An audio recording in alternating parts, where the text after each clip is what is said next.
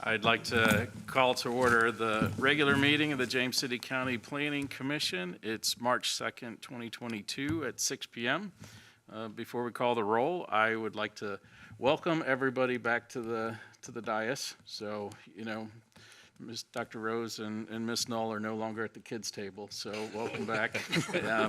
And would like to welcome Mr. Rogers to the Planning Commission. This is his first meeting. He's come out of the Board of Zoning Appeals, so we are appreciative of him stepping up, and thank you for volunteering to serve. So welcome. So, Mr. Holt, will you call the roll, please? Mr. Rogers. Here. Mr. Rogers represents the Berkeley District. Ms. Knoll. Here. Ms. Knoll represents the Stonehouse District. Mr. Rose. Here. Mr. Rose represents the Roberts District. Mr. Polster. Here. Mr. Polster represents the Jamestown District and is vice chair to the commission. Mr. Haldeman. Here. Mr. Haldeman is an at-large member. Mr. Kropf. Here. Mr. Kropf represents the Powhatan District. Mr. O'Connor. Here. Mr. O'Connor is an at-large member and is chair of the Planning Commission. I'm Paul Holt, Director of Community Development and Planning for the county, and sitting to my left this evening is Mr. Adam Kinsman, our county attorney. Mr. Chairman, we have a quorum. Thank you, Mr. Holt. Appreciate it.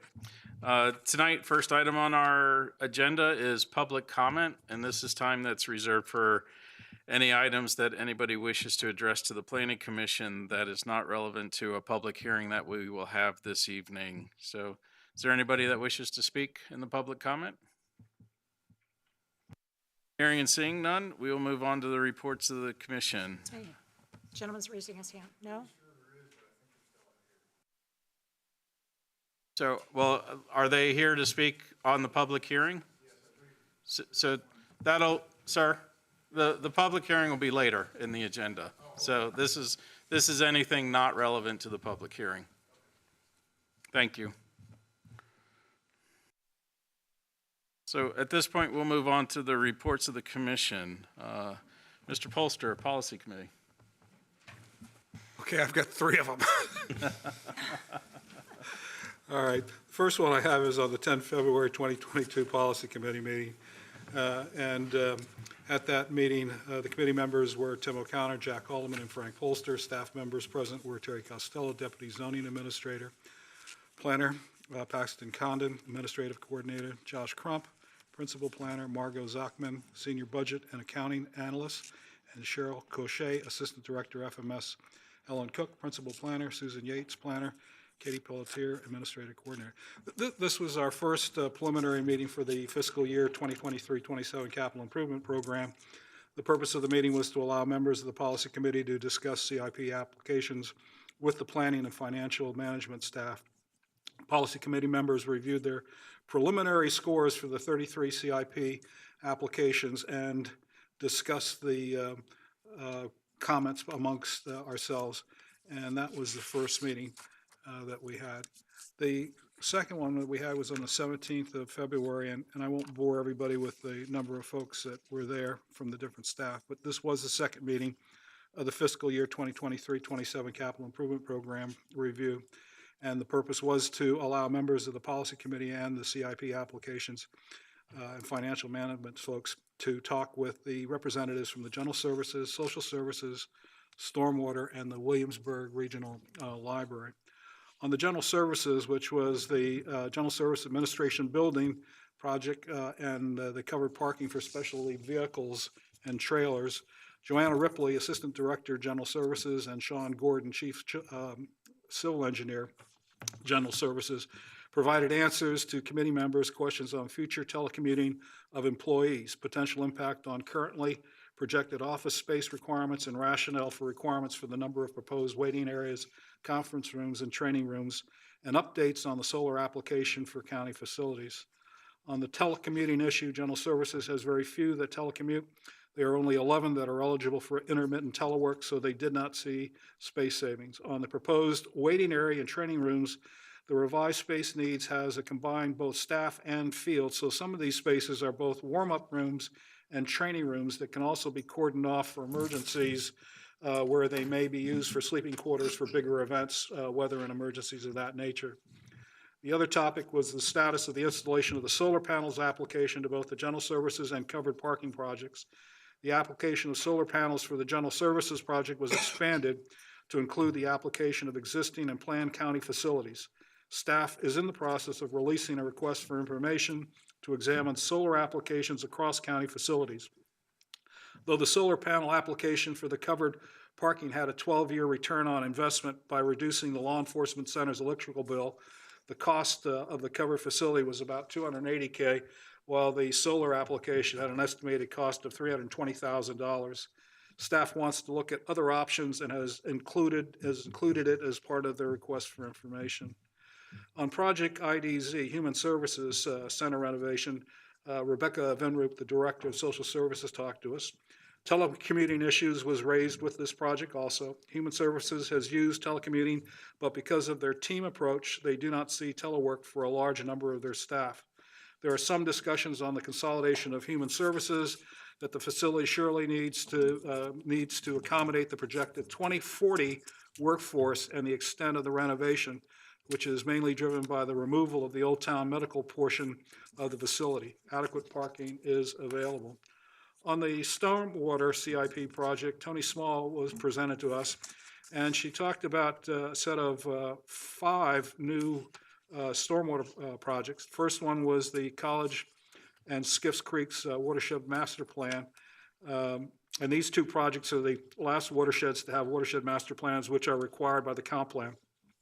Both have portions of the watershed that are on the DEQ impaired waters list, and the watershed plan will assist in identifying mitigation strategies.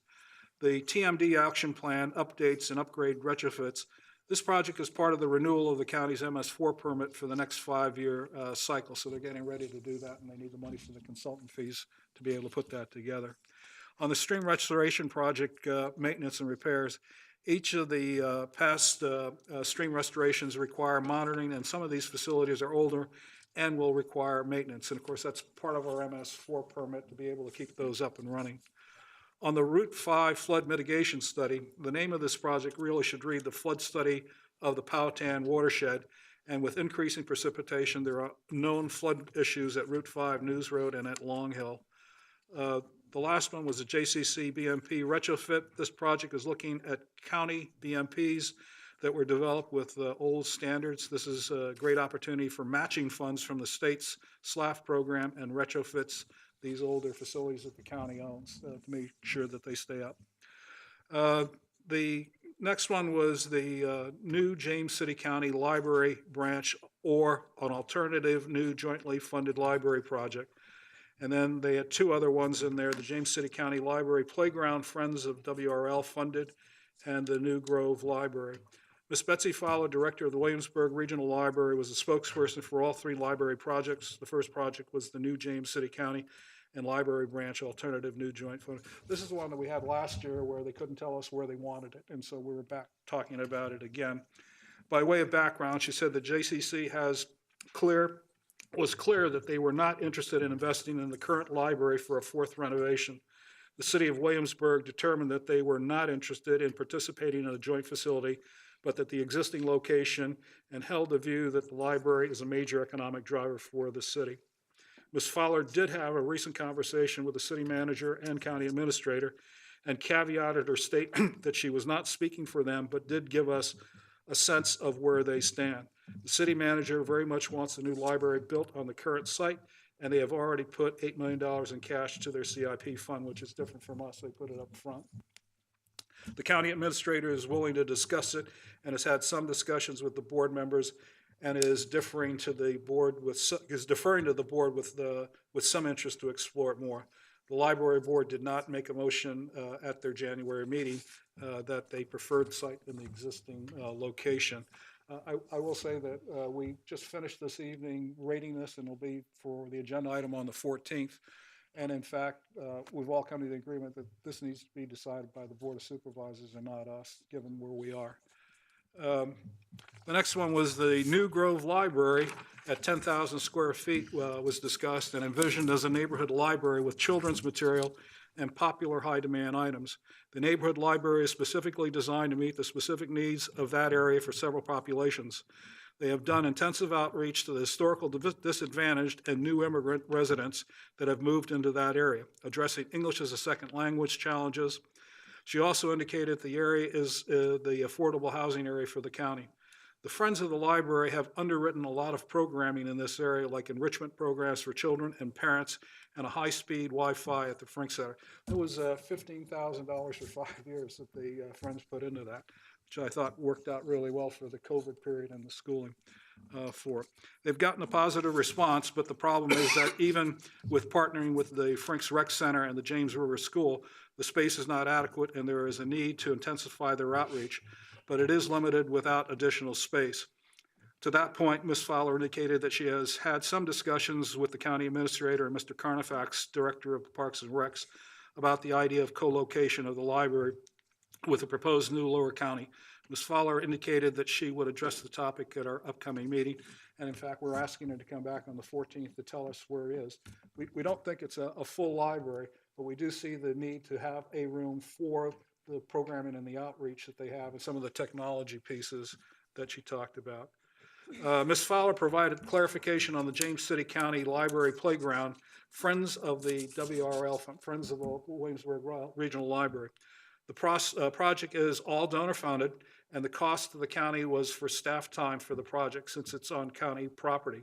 This was the reason for the inclusion on the CIP project list, and the maintenance of the playground area is also a county cost since it's in the county property. We didn't rate it very high because of the funding, but you'll see on the 14th, we're asking the county administrator to look at giving the county the time so that they can do this for the design piece for it. The 24 February 22 Policy Committee report. This one, once again, I won't go through the number of folks. This was the third meeting for the fiscal year 2023-27 Capital Improvement Program review. The purpose of this meeting was to allow members of the Policy Committee to discuss the CIP applications with the planning and financial management staff and feedback. We had the Parks and Rec folks, the Economic Development, and the Williamsburg, James City County schools. The first one that we heard from was a series of 5 projects from the rec folks, the Chickahominy Riverfront Park Campground area, the Jamestown Beach Event Park improvements, the Marina Phase 2, and then the War Hill Sports Complex Connector Road, and then the expansion of that War Hill complex for the baseball field expansion. Mr. Alistair Perkinson, Parks Administrator, addressed a series of questions on the Chickahominy Riverfront Park Campground, Jamestown Beach Event Park improvements to the Marina, and the War Hill Complex and the Connector Road that revolved around the improvements and estimated revenue and the possibility of combining projects to realize the reduced costs. Mr. Perkinson had outlined the current and expected revenues for these projects. He also indicated that for the Chickahominy Riverfront Park, there are separate projects that require asphalt paving, and savings could be realized by consolidating these separate requirements. The most striking example of a return on investment project was the relocation and upgrade of the RV park and storages at the Chickahominy Riverfront Park. The park in FY21, believe it or not, generated $620,000 in revenue, which $470,000 were for the camping fees. Over 50% of the entire park's recs budget is supported by these types of fees. So that's a nice return on investment. The business, the last one, two more. The Business Ready Site Program, Mr. Johnson, the Director of Economic Development, talked to us. He addressed the questions of his Business Ready Site Program, which contained 4 properties out of the 11 that were reviewed by the state economic development folks. The state reports were for 2 properties that are owned by James City County, the Greenmount and Stonehouse Commerce Park, and 2 that are private, the Barnesville, Hornsby, and the Hazelwood. And the Barnesville one is right next to the Hornsby property that we just approved. The 2-year-old state-generated report had an engineering and design cost to bring them to Tier 1 level at $550,000 for all 4. It assumes a cost of 50% sharing by the owners of the 2 private properties. Based on recent events, it appears that the Hazelwood Farm project now has a Tier 2 rating, and the county would not invest to bring it to a Tier 3. The Hornsby property owners have not been contacted to see if they are willing to participate in the Tier 2 effort on a projected 50% cost sharing. The last one, and this is a good one for us, I think, is the Williamsburg, James City County school system that talked to us about the Jamestown High School cafeteria school expansion and the Lafayette High School renovation and the pre-K space. The CFO of the WJCC, Mr. Daniel Keever, provided an update to both the JHS cafeteria expansions and the Lafayette renovations, providing updated capacity figures for both high schools. The series of questions that he addressed examined a potential of 8 new classrooms at Lafayette to offset the capacity issues at Jamestown. Mr. Keever indicated that with the completion of the Lafayette renovation, rezoning/redistricting is what he calls it, would take place to offset the capacity issues forecasted in the next 6 years at Jamestown. On the pre-K special project, Mr. Keever provided an update on the current capacity of pre-K at 394 with a dynamic waiting list of about 97. He addressed the WJCC and JCC funded ANLAR report that showed an unserved population of 231 pre-K students, which he was comfortable with in terms of planning.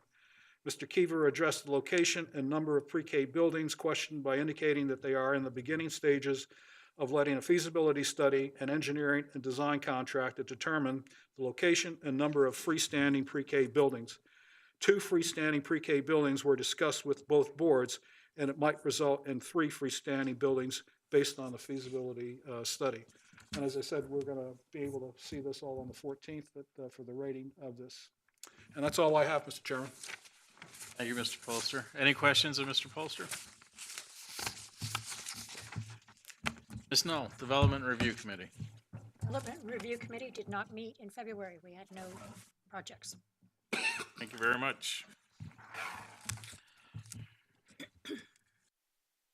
We'll move on to item E, which is the consent agenda. These are items that are typically considered non-controversial and are on there for your all's approval.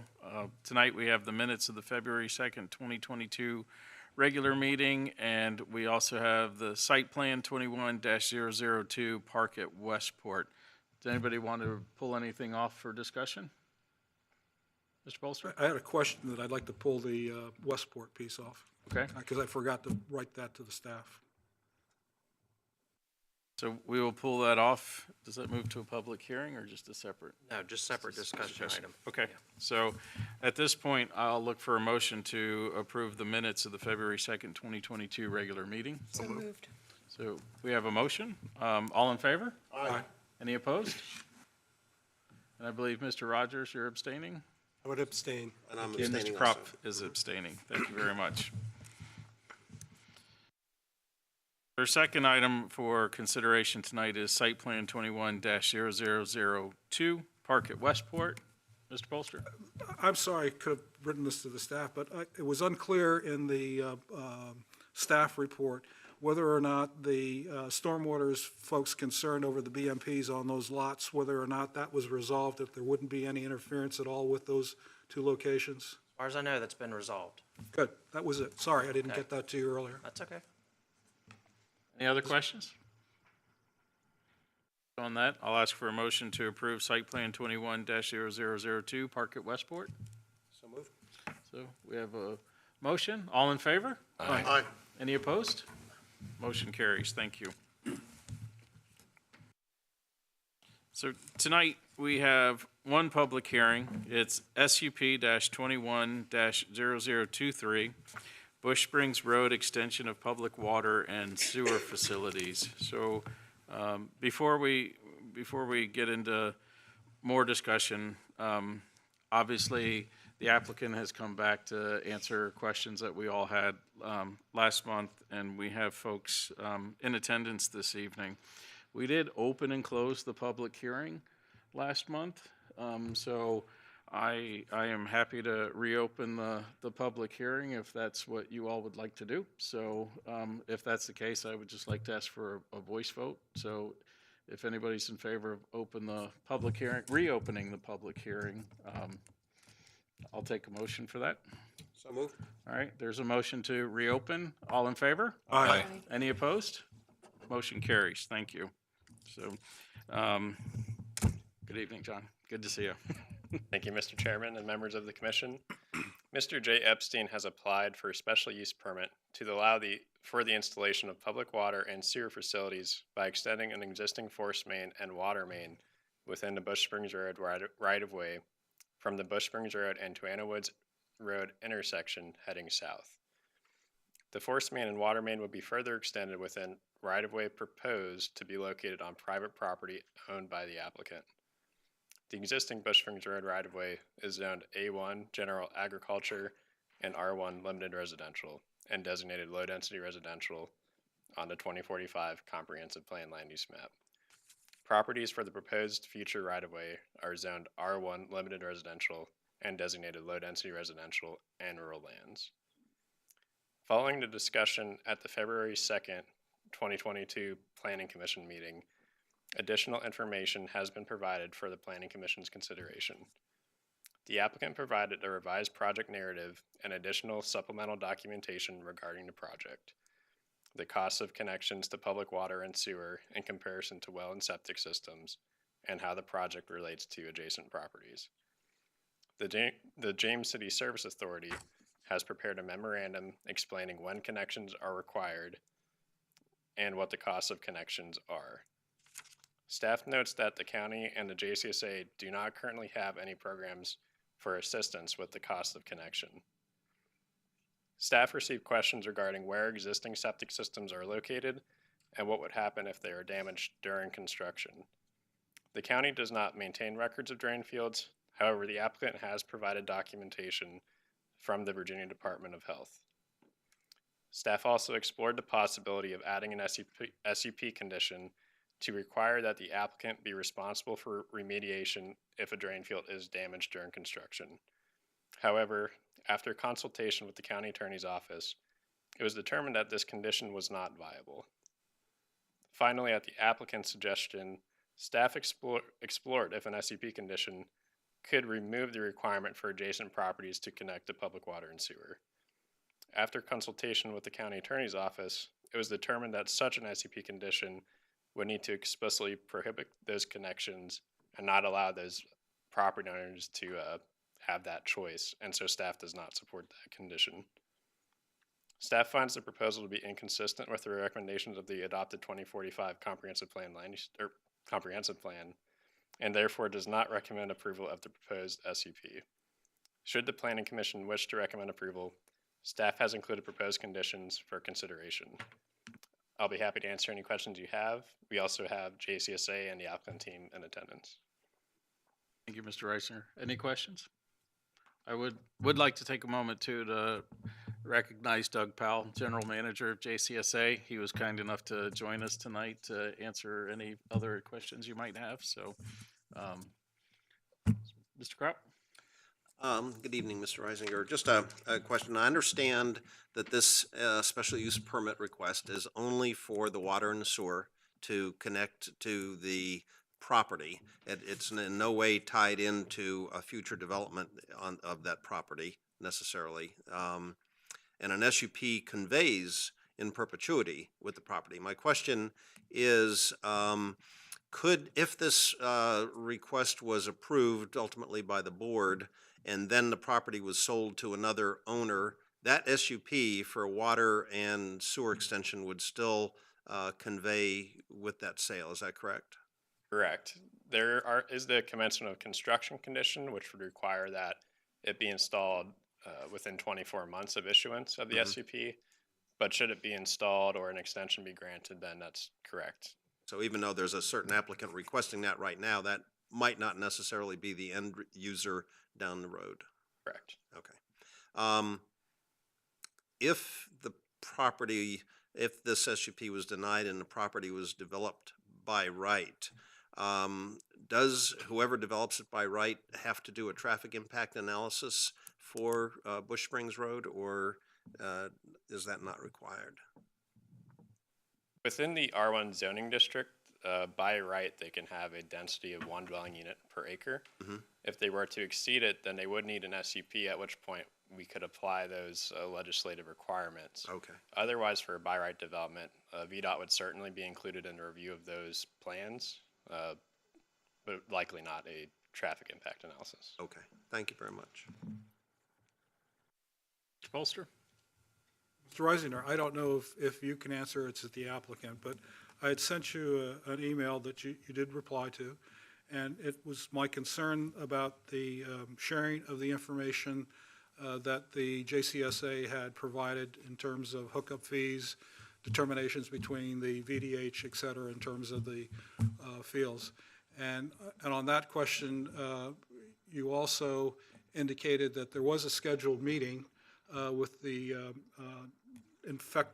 affected personnel from the parcel here, but in fact, that meeting did not occur. And so the two questions I have is, has there been any sharing of any of the information that you provided us, as well as the information that came from the applicant with the residents of Bush Springs? Certainly that information shared in the presentation for staff side, I would defer to the applicant as far as what their outreach efforts have included. Okay, and then the second one is, do you know why the applicant and the meeting was canceled at all? I would defer that to the applicant. Okay. Dr. Rose? You shared with us the cost, the general cost of hookup that anyone living along the road would incur if they had to hook to this.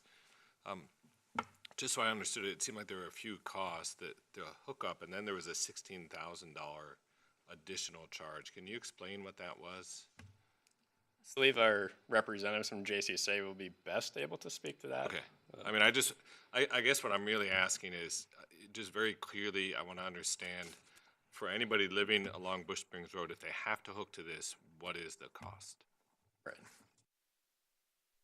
16. Please.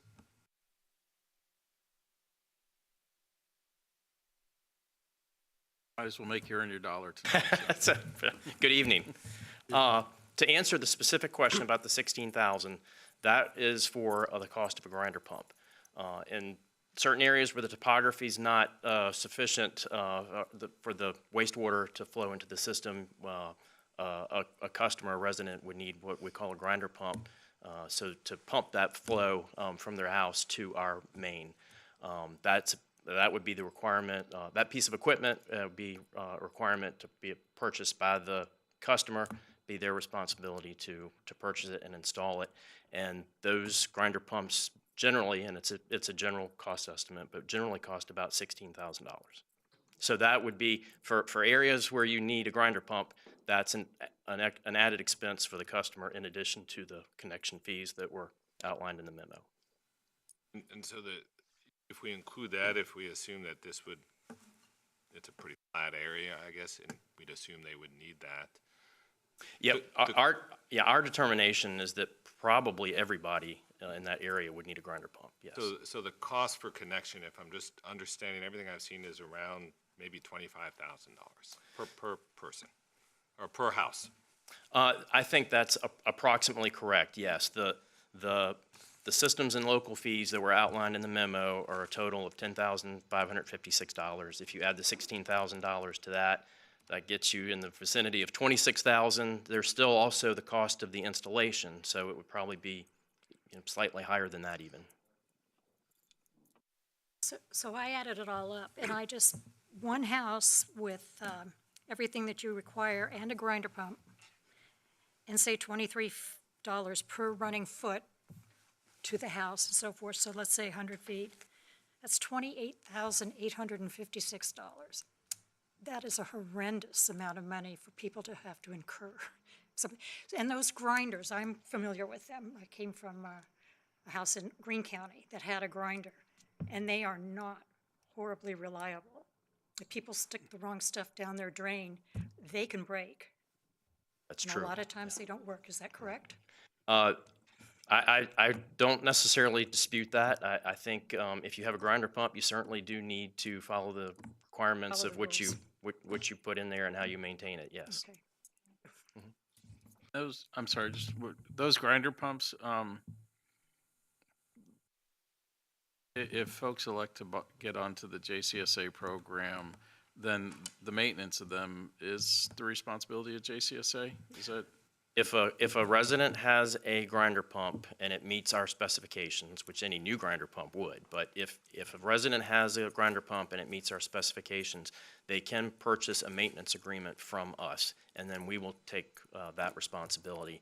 The cost for that maintenance agreement, I want to say, is about $400 a year right now, and it's included, it's prorated in the customer's bill every month. Mr. Polster?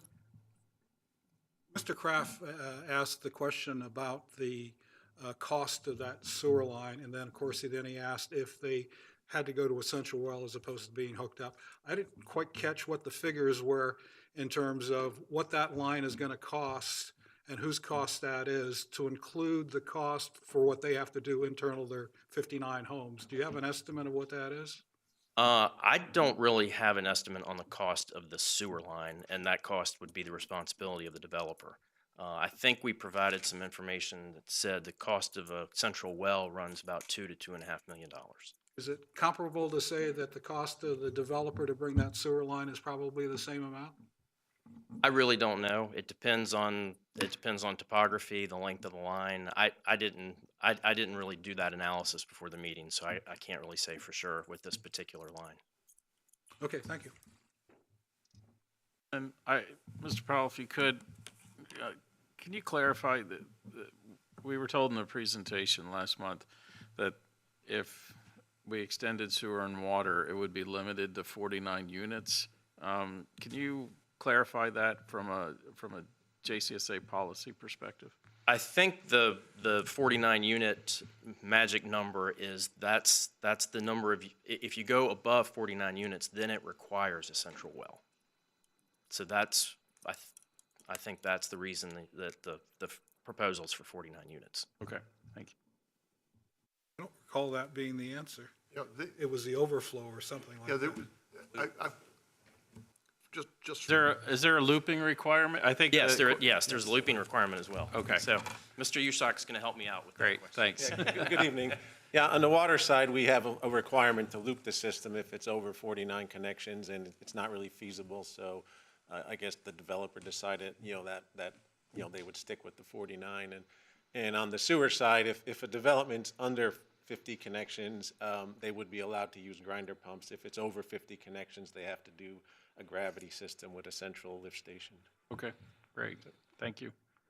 Any other questions before he goes? I'm sorry, but what I heard was that if it's under 49, you wouldn't need a central well? No. So the central well requirement is basically for developments outside of the PSA. So obviously, right now, this development is outside of the PSA. So if the water line isn't extended and it's developed, then there would be the central well requirement. Cost of that central well, I think, was what, $2.5 million? Yeah, probably in the range of $2.5 million. The most recent ones were Westport and Liberty Ridge, and they're pretty robust facilities when you include fire protection and everything else. So And I understand that it's a loser to you, the JCS, once you end up having to take it over. Operationally, yes, 100 customers couldn't support the cost to operate and maintain that facility. Okay, thank you. No, it's quite. Any other questions for JCSA at the moment? I might be repeating your question, but I got lost in the discussion about if there's the central well, that at some point the homes are there, the developer's gone, then the county owns it and maintains it. Could you just maybe capture that for me? Sure. If you extend the sewer line, Right. Take the 25-year view as to what the county's getting into. Sure. So first of all, let me just try to clarify, because it did misspeak. The 49 units wasn't for the central well. That's for a central pump station. So I apologize. I think I confused that. But to answer your question, if there is a central well, yes, it's the developer's responsibility to construct it. Once it's constructed, they turn it over to us, and the JCSA operates it. So what I'm wondering about is, let's say there's two identical neighborhoods outside the PSA, and one has the central well at 49 homes. Excuse me, the other one, we extended the water and sewer line. How do you see the the cost. It sounded like it's more expensive to do s- the well, but I mean, Yeah, can you put something on that? the central well is more expensive, because because it's a fairly small number of customers, so you don't have the economies of scale. We have, I think, 8 or 9 independent systems right now. We keep records of how much revenue we get from the customers for those independent systems and how much they cost us, and we lose money on every single one of them. That's obviously not the case with the central system.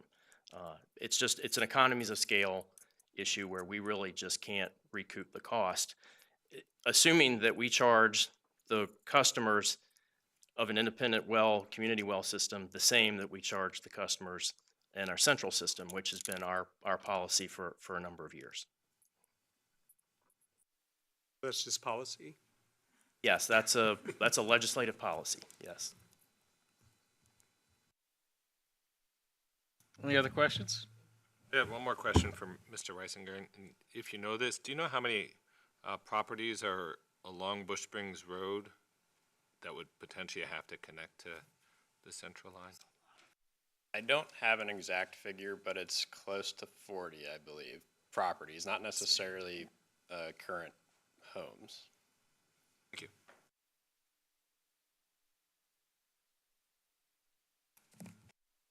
Any other questions for staff or JCSA team? Thank you very much. So at this point, I would like to reopen the public hearing, and we'll invite Mr. Getty up to add to his presentation from prior.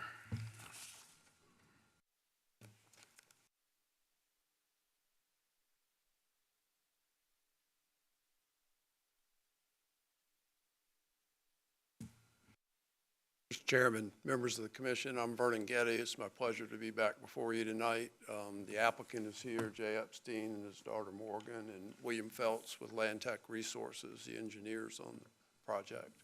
I would like to just briefly review the material most of you heard last month. I know Mr. Rogers is new and Mr. Kropp wasn't here, but of course, this is a special use permit to extend public water and sewer. Absent this SUP, this property will be developed using individual septic tanks and a central well system. And you all have heard the JCSA representatives describe the disadvantages to them and to the county of a central well system. Under its R1 zoning, a by right development could have 90-some units. And again, you heard, we mentioned them last month, but the development constraints here of looping a water line and not having to do a central pump station are going to limit this development to 49 lots with the public water and sewer. One of the great advantages is, and you can see the lighter yellow here, is area that can be saved in trees if you don't have to clear for septic fields. And it's 14 to 15 acres of this property. The goals of the comprehensive plan and the PSA to channel growth to areas inside the PSA don't apply here. The property is already zoned R1. It is going to be developed. So the decision here is not going to steer growth one way or the other. In fact, you're likely to end up with a more dense development if you force the central well system and individual septic, because the developer will need to recoup the cost of that central well system. I think the narrower question here, this isn't the comp plan issue you all have dealt with many times of moving the PSA line. This is an individual case where you can grant a special use permit to extend these lines, and it's been done many times over the years in a variety of circumstances, both to serve new developments and at least one case a major new development, to address environmental issues and to improve the utility system. We think the relevant issue is whether it's better for the county, the service authority, the neighbors, the environment to develop this particular property with septic and central well or public water and sewer. I think there are a number of benefits to the public water and sewer. It's clearly better environmentally. You can both save the trees, you can put that in open space, get carbon credits, and septic will ultimately fail. And central sewer system is much better for the environment in this sensitive location. You've heard the description of how central wells are drained on JCSA. The revenues simply don't cover their expenses. Future connections are available. The only situation in which a person is forced to connect under JCSA regulations, and I'll elaborate a little bit in a second, is if their system totally fails. It has failed and is not repairable. So in that situation, you're looking at either replacing that entirely in some fashion or connecting. Those are the only two choices. As I mentioned, we think this proposal with public water and sewer better meets the environmental goals of the comprehensive plan. It is compatible surrounding zoning, certainly, and it promotes public health and safety by providing reliable and efficient water service. And Beth, if you could pull up the other.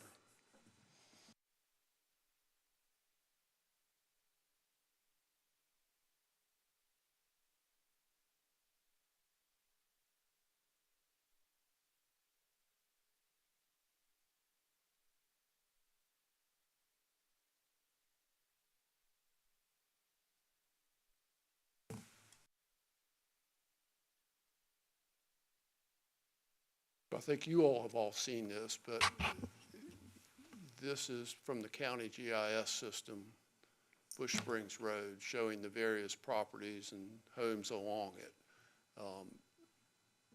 Homes are generally 45, 46 feet to 100 feet from the street. Water line, these are small lines. This would be perhaps a 5-inch pipe.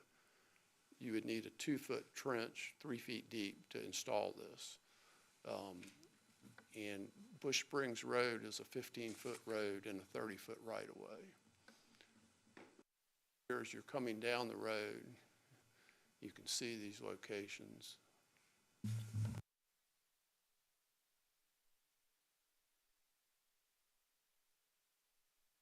With a major assist from Mr. Polster. This is information on the closest lots to the road from the health department septic permits. There was a concern that the installation of these lines could damage drain fields and the like, and certainly our review of the permit documents indicates that that would not be the case.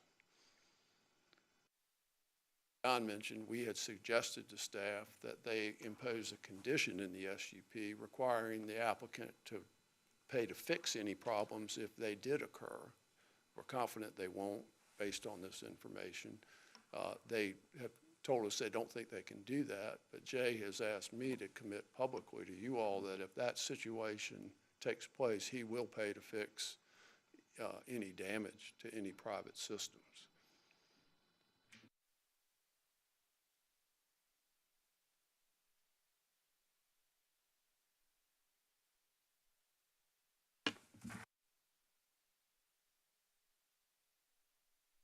Covered a good bit of this in prior discussion.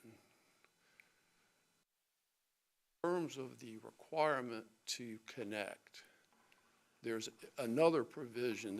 There was a discussion of the provision that says the county would have to impose an affirmative condition prohibiting connection in order for someone not to have to connect and be able to replace their existing system if it failed totally. There is another provision that gives JCSA broad discretionary authority. It's the first one listed in the materials Doug sent you that says the service authority cannot require connection if it deems it to be in the best interest of the service authority. So there is discretion there that they could elect not to make a person connect. This is a decision that's outside, obviously, the applicant's control. It's a county JCSA decision, but that is out there as a possibility.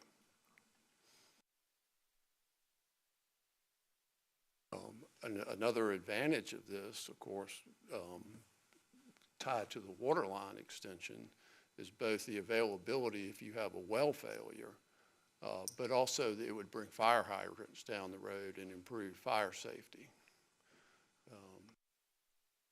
All have seen and reviewed the potential cost.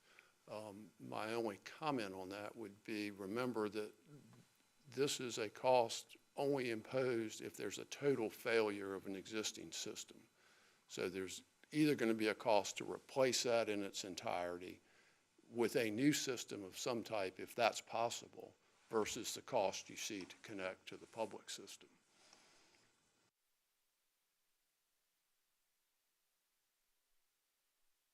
Finally, I would say we've discussed this. Jay and his daughter reserved a room at the Norwich Library and extended an invitation to have a meeting and discuss it, I think, through Alice Wilson, who I suspect is here. The day before that meeting, got a call and said they decided not to meet. So there was an effort made to meet, to share information, but it didn't. So again, we think this, in this situation, it is best for the county, JCSA, the applicant, and the neighbors to allow the extension of this public and water and sewer line to serve this property. And we'd be glad to answer any other questions. William Phelps is here and can answer if you have any questions about the installation, the excuse me, the line and potential impacts from that. So if I can talk, I'd be glad to answer any questions. Thank you, Mr. Getty. Dr. Rose? Oh, I saw you lean forward, so I just assumed you were. could you go back one slide, please? I just want to see, so you estimated the cost for a brand-new septic system if there's valves between 8 and 14,000. Yeah, that I think came probably from Okay. William. Yeah. Okay, and you said a couple times that you see this as a benefit to the community to extend this line, but it wasn't clear what those benefits to the community are. Could you clarify what those are? Sure. I mean, it's an option. If you have a total septic failure and there's not another way to install septic on your property, this provides an option, albeit probably a more expensive one, but it does allow you to connect to public sewer. And I'd also point out the availability of public water and sewer, I think, would help with property values. Holster? I've got a series of questions, Mr. Getty, and I want to come back to what Mr. Powell was talking about. And he's estimated, I think the cost was 2.5 for the central well, which is the developer's cost. But the estimate that I think he provided, Mr. Kraft, did not include any of the work that would actually take place on the property, grinder pumps, lines, and things like that. Is that correct? Yeah, the And so 2.5 what million, would- I think, is just the Right. central well Right. system. So what do you think that the total cost is to be able to put a central well and then run all the grinders and all that stuff that you need to do just for that property?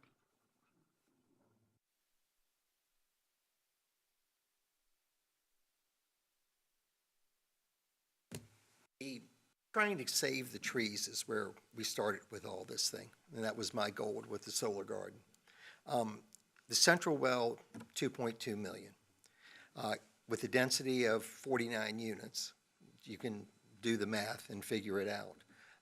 If we don't have the central well and we bring the public water in, it's going to be limited to those 49 units. We go back to that central well, density is going to have to increase to be able to equalize that cost over more units. As far as the grinder pump, and we're bringing in a forced main, a forced line, a 5-inch line, all the way from Route 60. Okay, that means the neighbors have to connect in with a grinder pump, and that cost is about $8,000 for the actual piece. the grinder pump, Enviro One. Your lots would each have Yeah, a grinder pump. and each one of my lots would have a grinder pump, and that cost is $8,000. And we've done it before at other developments, but, that's the cost.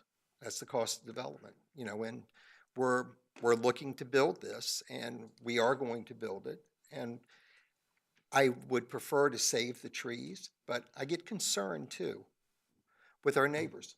And I really wanted to meet with the neighbors. My daughter talked to 3 or 4 of them over the phone about locations for septic. But the positive points are that we're going to bring fire and safety down the road. The fire hydrants coming in, which they don't have now. That neighborhood at the end of Bush Springs has been neglected for years. Some of the comments, and some of you weren't here last time, but some of the comments were about, well, they cleaned the snow off at Toanna Woods, but further down, we're just neglected for up to 7 days. And they're worried about, us displacing them. We're coming there on that roadway, but we're coming in with a $30 million project. So they're no longer at the end of the road, and they have a spokesperson. And also, with that spokesperson, we're paying taxes, about a couple $100,000. So let me come back to the question, because I don't think I got an answer. $2.2 million was for the central well. I do the math to figure out what the rest of it costs? Is that the answer? No. I said I just saying didn't do it. If you take 2 million into 50, that's about 40,000. He's working out the per lot cost The for per the lot central cost, well yeah. system. You're asking for the total Yeah, cost. I'm just looking for the total cost. Oh, the total cost for the whole development? No, Oh, just for the the central well and hooking up the grinder, putting the okay, pipes in 40, sewer. probably around 60,000. Per lot, per lot. So Yeah, that's right. 60,000 times, 49. 49, 50. well, no, if you did this by right, you would have 98. Yeah. So that's 100, so that's 6. No, it would be less then because we're able to share the cost of Yeah. the central well You'd have, with more units. It would be you'd cut have it the in half. cost of the. Central well, but no grinder pumps. Okay, so if it was 49 lots, it would be 60,000 a shot, plus the 2.2. Including the 2 point. So if it's by right, it's central well, but it's septic, so there are no grinder pumps. If it's on public water and sewer, it's public water, but grinder pumps into the sewer force main. Okay, so the follow-on question is Mr. Powell wasn't able to tell me what the cost would be to run the line if it was hooked up to the county from 60 all the way down. So what is your estimated cost on that? About 1.8.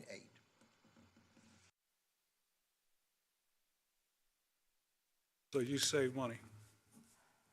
Wasn't the intention. Oh, no, yeah. I'm just trying to I figure know. out what the Yes. math is. I mean, sorry, I didn't mean to be that way. Okay, let me do some follow-on for it. I think it's really with Mr. Getty. If you can take a look at 155 Bush Spring Roads, and we'll start there. Yeah.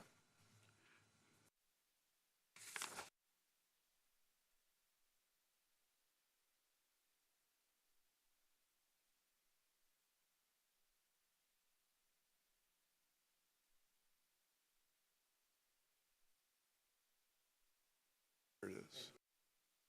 One of the things that struck me was that when I asked for this information, and I went to the VDH guys to get it, I was pointing out properties that I thought may be impacted. Right.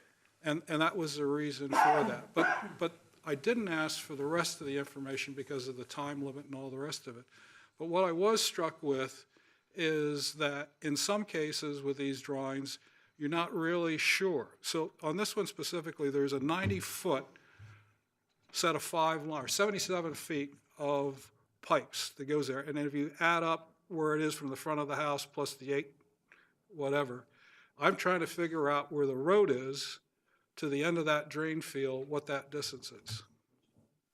155, this is a photo, so Joe, you want to show? Actually, we talked. We were back to the one that you had, the Yeah, diagram that you I had. am, I'm just showing you all a photo of Right. that same lot that has the approximate location right in here.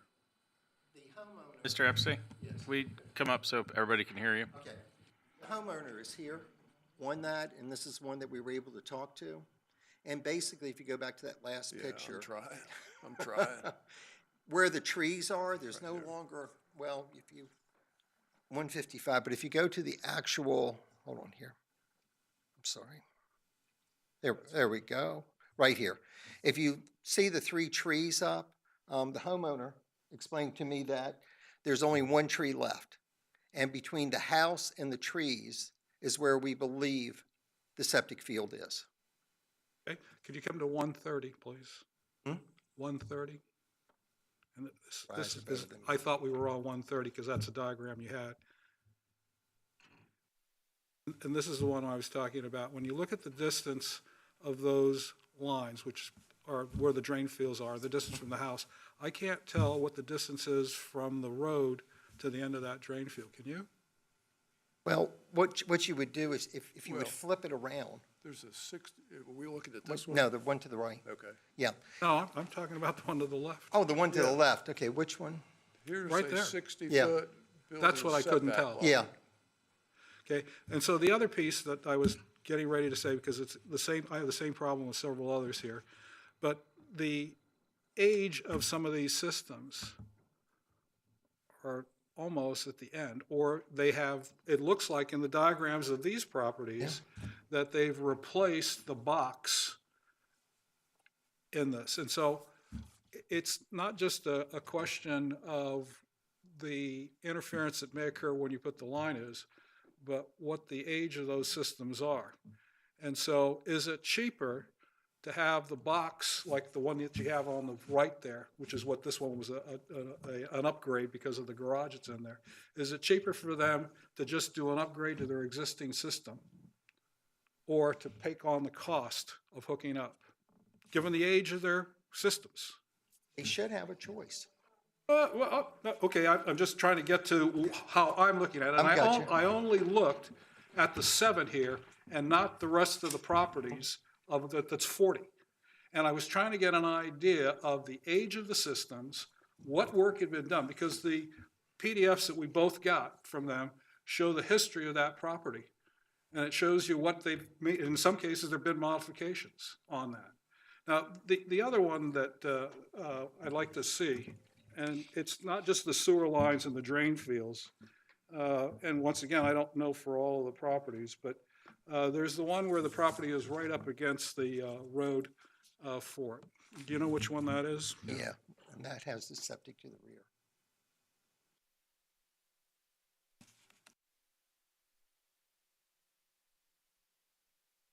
Yes. See where the well is? Is that going to be impacted?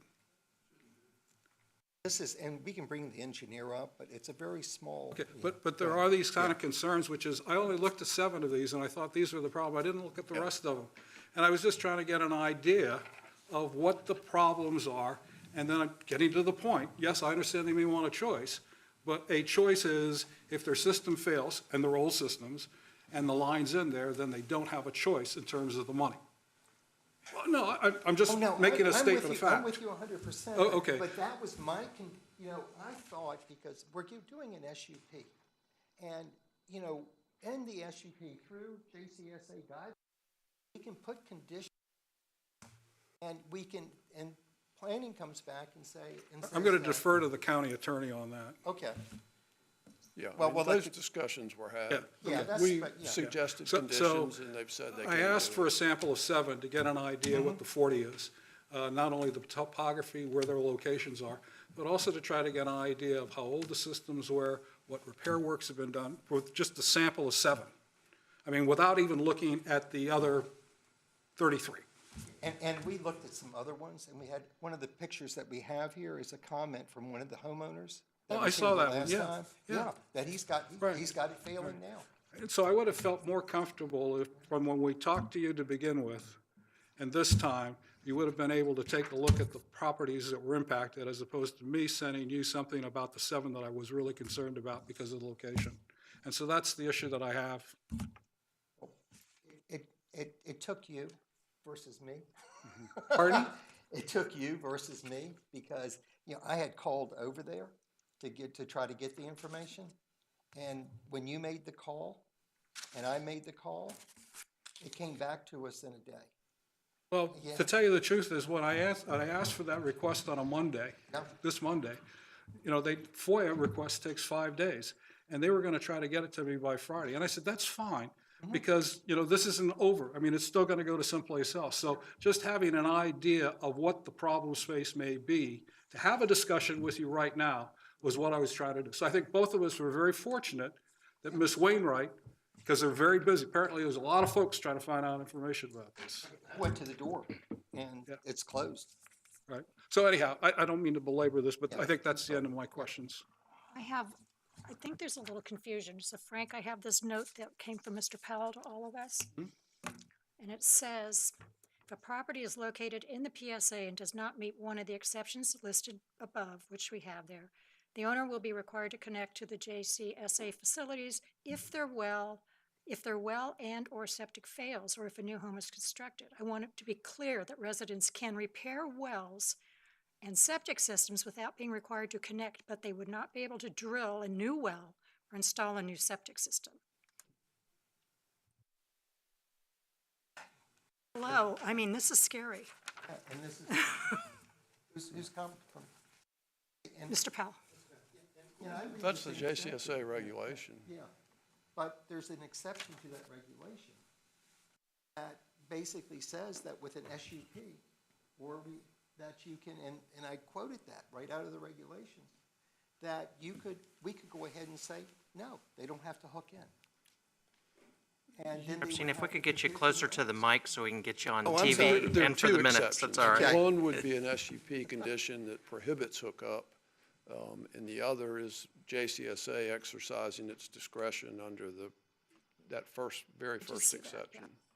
I think you can understand why I was concerned about my first question, because even I have difficulty understanding what's what. Yeah. Okay? And so some folks came to us, the last one that we were all concerned about, and I'm sorry they didn't come to share some of this information, but I'm still confused on some of these issues, which why I'm asking. Yeah. And until I feel comfortable that my wife could understand this, Right. I don't expect anybody else to, okay?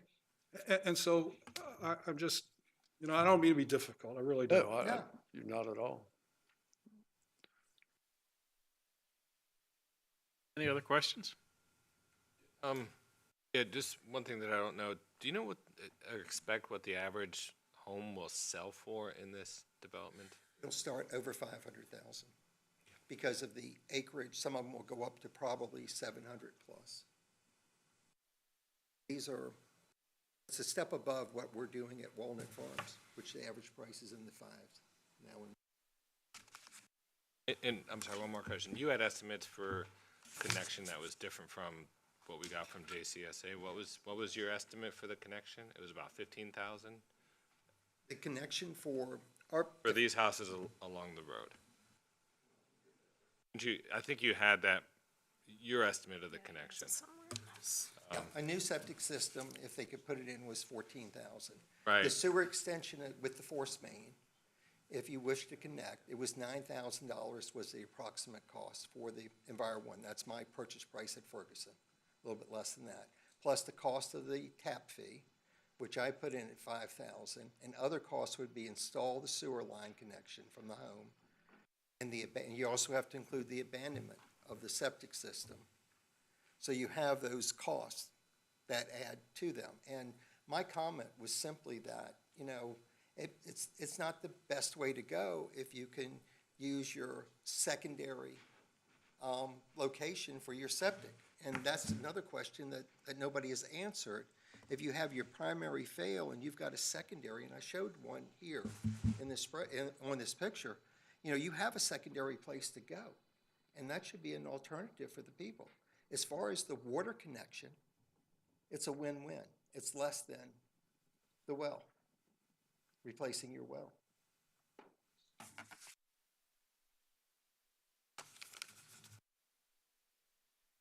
Any other questions for the applicant? Mr. Rogers?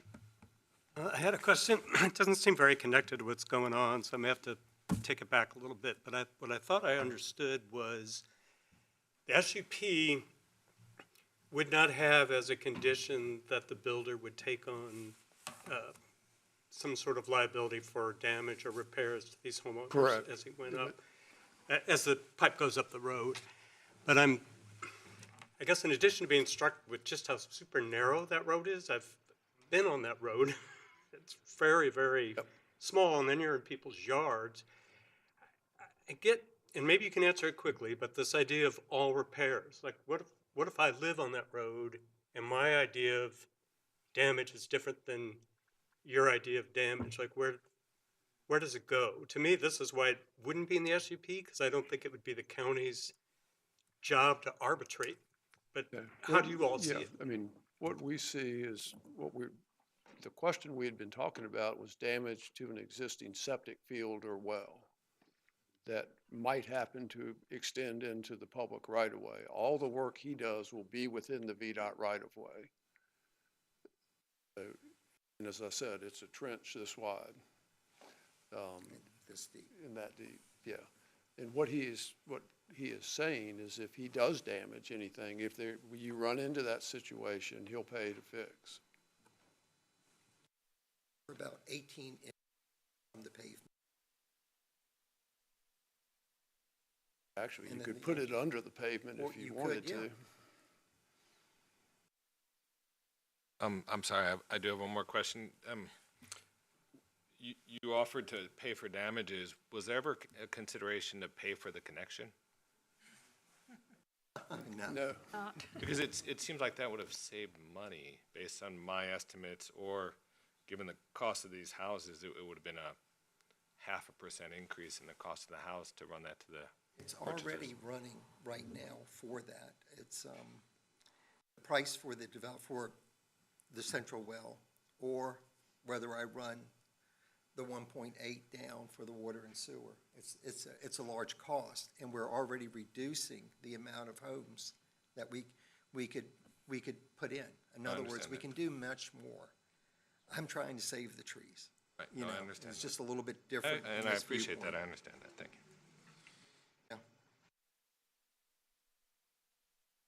And I do have the engineer here to kind of give you an idea, and even for the neighbors, an idea of what type of trench this is and what we're really talking about. It's just a 5-inch line.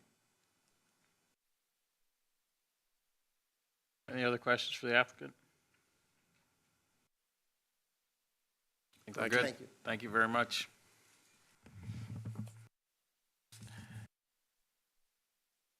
I have 2 speaker cards this evening.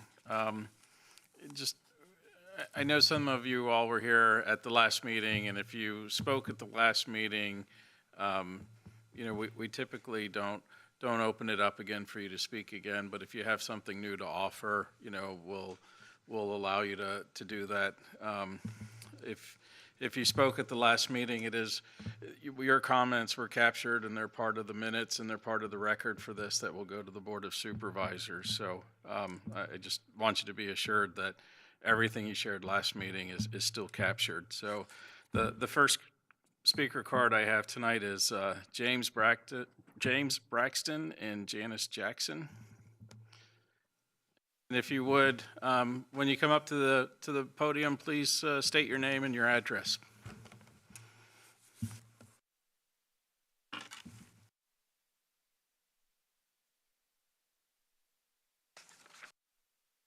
Janice Jackson at 140 Bush Springs Road.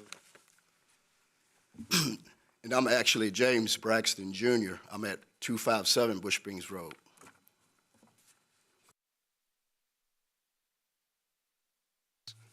Please, go ahead. Sorry. All right. I appreciate you listening to us this evening. First thing, I would like to say that I know the developer stated that he tried to get in touch with us and wanted to talk to us about what he had planned and everything. The reason that we didn't have a chance to do that because he kind of did it at the last minute and nobody had a chance to get together and to be able to get together to have this meeting. That's what's the main reason we couldn't get with him. And another thing that kind of bothered us too is we kind of heard this after after everything was already put in, So, I mean, it was kind of lost on us that this was even going to happen until we got notice through the mail, through the letter through the county. Well, I guess like, I don't know if the board knows this, but in that area, that is a very old area. I'm actually a fifth generation staying down there right now. My great grandfather actually helped start that community back there, and right there, I would say from Twenty Woods on down to the end, the majority of the people that stays on that property are either retired, disability, or like me myself, I'm 60. I'm getting ready to retire. So, with the cost of everything that's been coming up, it's going to be almost impossible if they actually bring the sewer and everything down for these people for us to be able to hook up to it and to be able to take care of those costs. And the big thing too, and I know one of you said about the road, you've been down that road. That road is very, very, very narrow. Even the school buses, when the school bus comes down there, you have to actually stop on the side of the road that the school bus go by so you can get up the road. The county, VDOT, hasn't really did anything to help us with the road. I mean, they come down every once in a while to cut the grass on the side, but other than that, we've been taking care of that road for many years. Well,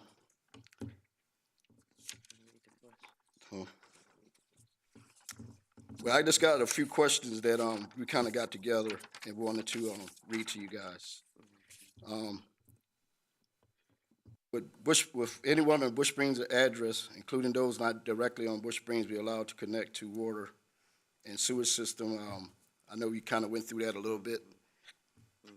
And I guess the other one, with the addition of the 49 homes and more traffic on Bush Springs Road, would the existing road be widened to accommodate extra traffic? If so, would it be done before or after completion of the new homes?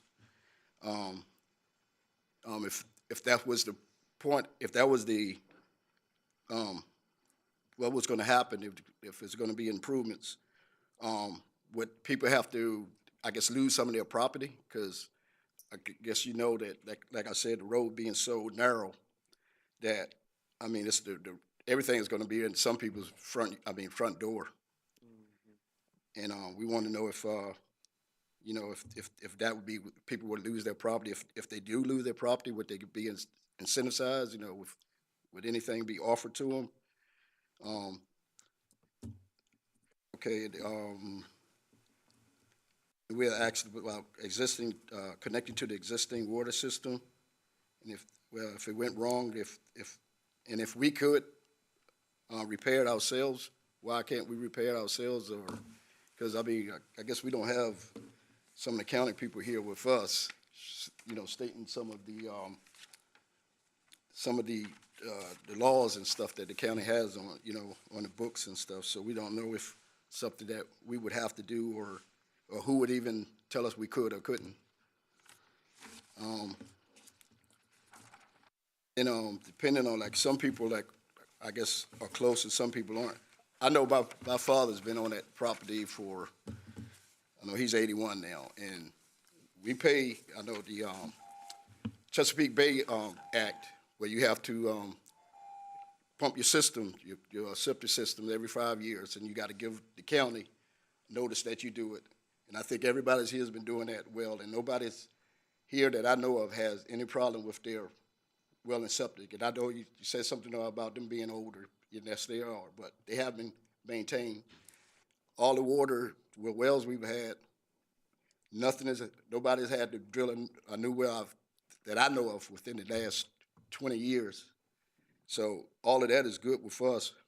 But I guess our main concern is about the cost of everything and just the traffic of being on that road, and who would take care of that. And a couple other things I just want to read. Who determines if our well septic system fails to function, whether it should be or can be replaced or repaired? Who would determine that? Are there any other lines besides water that need to be installed on Bush Springs Road? Will Bush Springs Road be the main entrance or a second entrance to the new subdivision?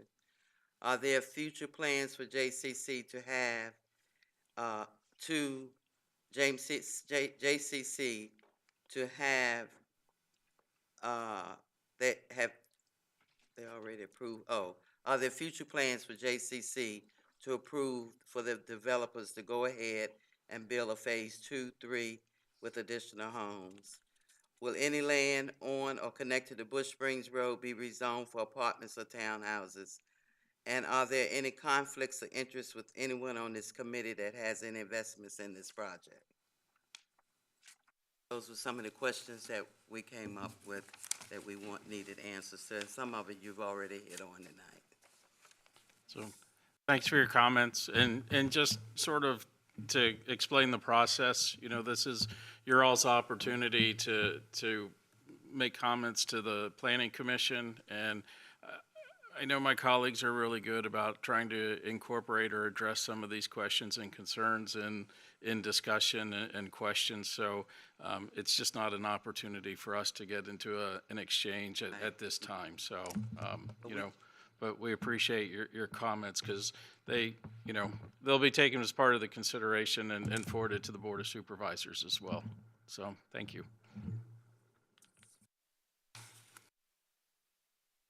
I have 3 speakers on 1 card, so if you are speaking as one group, you're welcome to come up, or as individuals. I have Lori Walker, Vivian Morgan, and Carol Medford.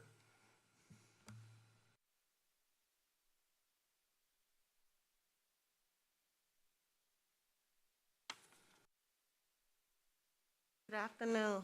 I'm Lori Walker, 261 Bush Springs Road. I have a letter from Robert and Carol Medford, and also for Vivian Morgan. Robert and Carol is 189 Bush Springs Road. And she said that Robert and Carol Medford vetoed regarding the water and septic coming down Bush Springs Road. Ms. Walker, do you mind pulling your mask sure. down? Because it's I'm a little sorry. muffled. It's okay, thank Okay. you. Robert and Carol Medford at 187 Bush Springs Road, they said that, 189 Bush Springs Road, they said that they request that the road be vetoed because it would mess up their septic tank and water, which is close by the road. And also, she said that they'd rather for the sewer and hookup to be at the end of Bush Springs Road. That way it would not be connected at all going straight down Bush Springs Road. And Miss Vivian wrote, she's at 156 Bush Springs Road. She said, "We, the majority of Bush Springs Road Committee, do not approve of this committee being built at the end of Bush Springs Road. But if you must, we do and request that this project be rerouted and started through Oakland Farms or Hunters Creek. James City County has a large tract of 101 acres of land and 101 acres of land at 130 Crescent Drive in Oakland Farms. That seems to be the best way to install this water line and sewage. Going through another area would cause less impact for the landowners.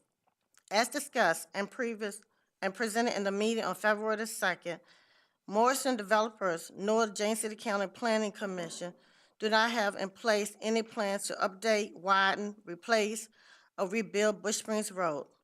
For a project of this size and development of Morrison Estates to build 49 houses going forward and not to even think of widening or updating this substantial road is necessary or critical.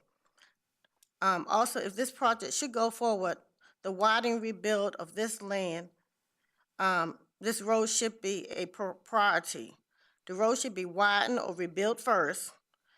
I can't imagine if the current road handling this traffic due to tractor trailers, supplies, building equipment, material, trying to get in and out just to try to get to work. If anything happens, it's gonna be very hard for people to even get out the road if you for example, if you're trying to get out the road and a tractor trailer coming in with supplies, you won't be able to move over because you'll run off the road. And then it said, with the given 49 homes to build an estimate household, will probably be at least 2 vehicles extra down Bush Springs Road. It will increase by 92 extra vehicles going to and from in the morning and the afternoon. This is not taking into consideration the current volume on Bush Springs Road. And then she also said that it is, hold on a second. Marston, if they would, build the homes, the current house could get a real estate tax increase of 95%. And then when VDOT begins to install the water and sewer system, widen or fix the road, we also need to know the rate of just compensation, which that was already spoken of.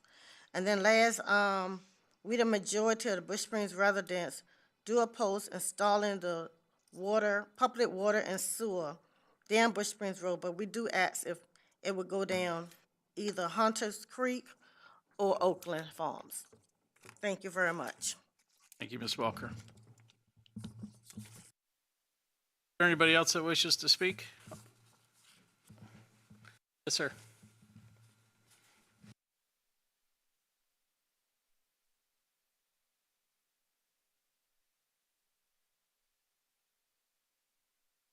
You guys can hear me. Thank you. My name is Jonathan Lemons. I live at 164 Bush Springs Road. The house was built last year in March. My septic tank is brand new, well as well, so I don't have any problems there. I'm opposed to it as well. For a living, I'm a general contractor. Got many degrees, groundwater engineer, all sorts of stuff. He says he's concerned about the trees, but we're not taking into consideration all the trees that are going to be cut down on the side of that road to widen the road, which you can hear from the other landlords here. It's a narrow road. Trees are already coming up underneath it, tearing it up. It's not going to be able to handle big-sized trucks, commercial vehicles.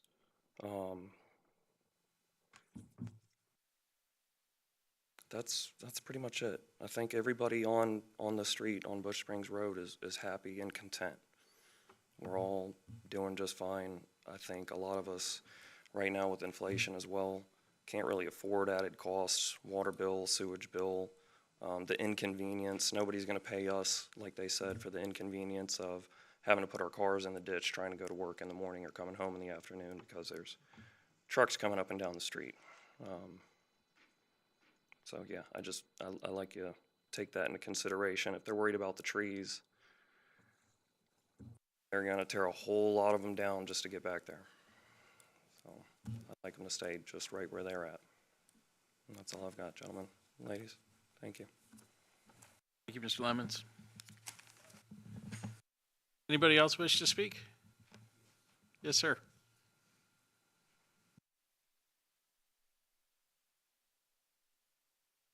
My name is Jimmy Smith. I live at 206 Bush Springs Road. I've been there, well, going on 40 years now, and road conditions haven't changed since then. The road is narrow. If a bus, like it was stated before, if a bus comes down the road, somebody got to pull over to the side and almost in the ditch. My neighbor, if to put the sewage line or water line, be sitting in her front porch. And you know, the thing is that Bush Spring Road is a family knit community. A lot of children plays on Bush Springs Road. To open the road up and the volume of traffic could be catastrophic. I mean, it just, the only thing I can say is thank God that there's no accidents that have happened as of yet. But when you add the 49 homes at the end to that, that traffic quadruples.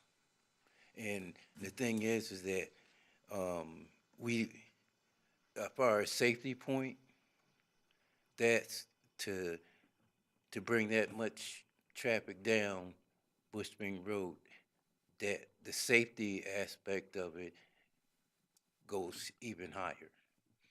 You know, I just, my kids grew up there. A lot of the people, the members of Bush Spring Road, their kids grew up there. And the way it is now is that there has not been an accident. But if you bring that much traffic down Bush Spring Road after the 49 homes are built, there's no telling. Because you don't know what type of people that's going to be buying homes, or even know what all they see is a road where they can speed, get to their homes. Because I'm a truck driver by trade, 22 years military, retired, and what I do now is I still drive, but I'm still careful of my surroundings. We don't know who's going to come in. We don't know how they're going to respond to that condition, because a lot of folks, they will say, "Oh, we got a wide road now. Let's gas on it." That's unacceptable. So as far as widening Bush Spring Road, I'm against. Thank you for letting me speak. Thank you, Mr. Smith.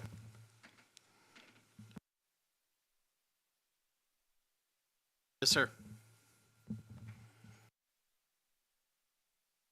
I can speak for my daughter. My name is Charles Brandon. She at 220 Bush Springs Road. I'm sorry, could I get your last name again? Brantley, Brantley. Thank you, sir. I've been following everything, but I'm trying to get to where the money part of it. Now, for putting in a pump for a hookup, it's gonna cost you $16,000, right? But I can go put a well in for about $6,000, $8,000. That's a big difference. But then after you break down, Mr. Brantley? it's up to the owner to pay for it. Point your directions, your comments this way, please. I'm sorry. That's all right, thanks. I'm sorry. But you know, people don't have that type of money. The road is one thing, but earning a living and trying to pay for your water every month, your sewer every month, but then you come up, you got your septic tank and your well, you're paying that by what? Can't afford it. I just want to say that part. Thank you, sir.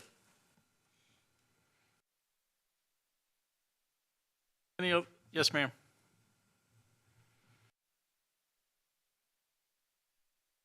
Hello, my name is Deanna Kubik. I live at 168 Bush Springs Road. I bought my house in 2020 as well with a new septic and well system. I just wanted to put forth a clarifying question. The gentleman mentioned that should the septic field or the well be damaged with the modifications, such as mine, my septic field runs right up to the front of my property to the road. If that septic field is damaged beyond repair that they would cover, where would the funds for either replacing the system or connecting to the city water come from? Would we have to pay for that, or would that be covered under the repairs that they would offer? Thank you.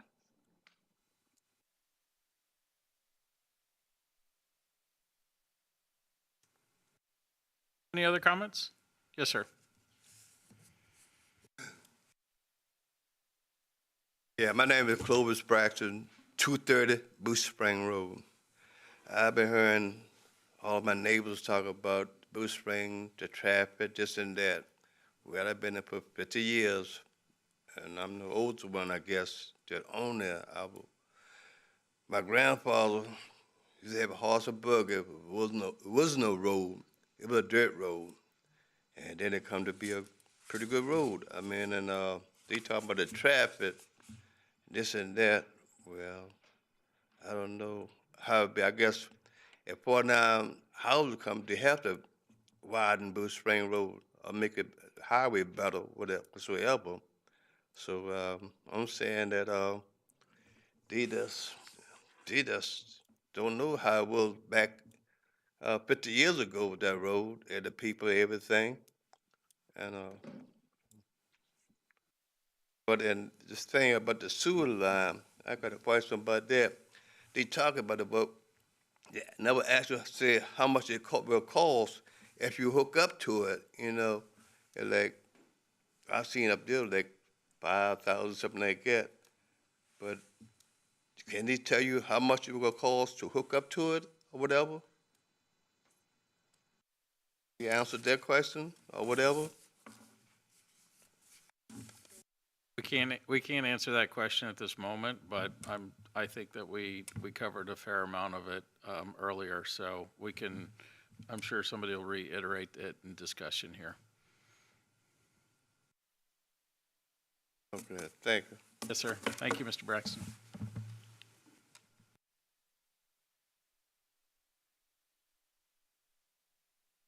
Last call. So, seeing and hearing no additional takers, I will close the public hearing and open it up for discussion. Mr. Kropp? Thank you, Mr. Chairman. I'll start out. I have a number of concerns with this application. Were it a case where the property was extending outside of the PSA by a small amount, I might be more receptive to it, but 81 of 110 acres are outside of the PSA, which is approximately 68% of the developable area. This is not a small incursion outside the PSA. And these properties, or a number of these properties, have been the subject of land use change applications going back as early as 1997, as mentioned in the staff report, for 4 different comprehensive plans. Each one of the applications have been denied by the Board of Supervisors, and no change to the PSA line has been made. One of the concerns that I have is the precedent that's set. If an applicant can come forward and say, oh, well, this is an energy-friendly development I'm putting in, and therefore, even though the comprehensive plan does target growth inside the PSA, this is a better deal. What's to stop any number of applicants outside of the PSA saying, well, I know that I technically shouldn't be able to extend water and sewer, but my development is good also. I think that's a slippery slope, and I think once you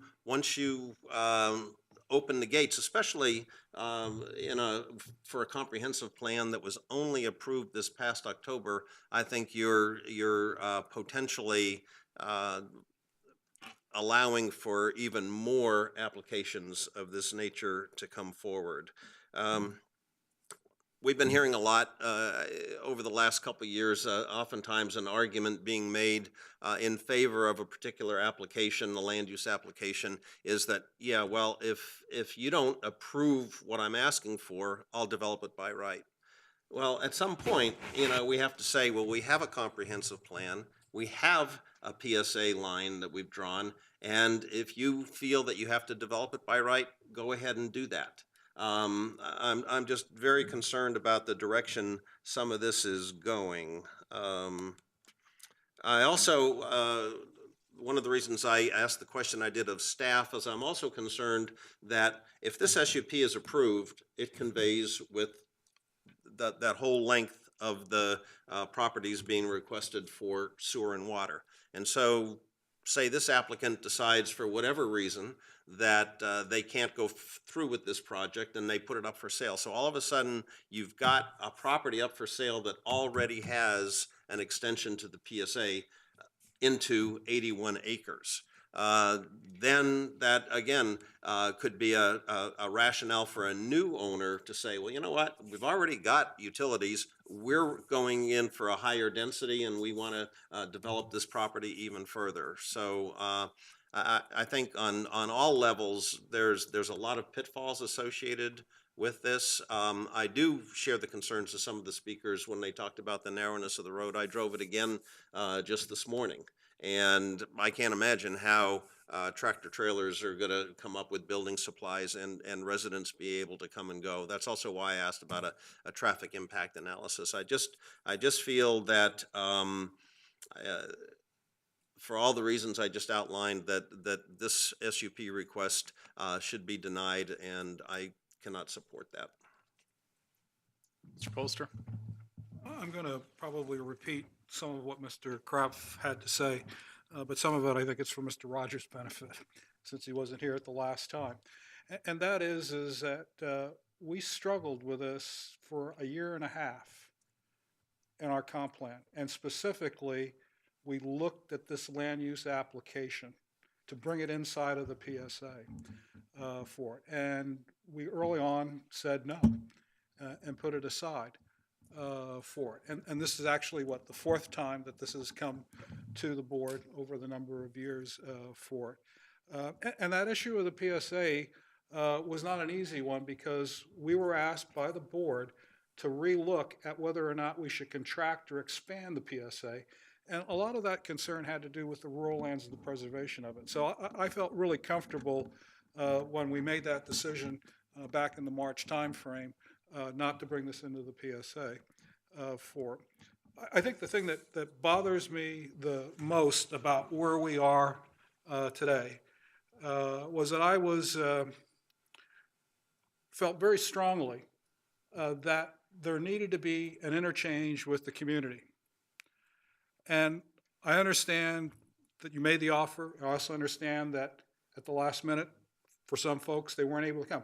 And if you take a look at the community that's here, it is a tight community, and I'm sure they all wanted to be there at the same time and not come in ones and twos. But what's instructive to me is the same questions that they were concerned about at our last meeting 30 days ago are the same thing. So when I asked staff whether or not any of the information had been shared that the staff had developed and the applicant had developed, I was told that they would, talk about it now. But the questions we got that were in that information had to do with the road. And the response from the applicant was, no.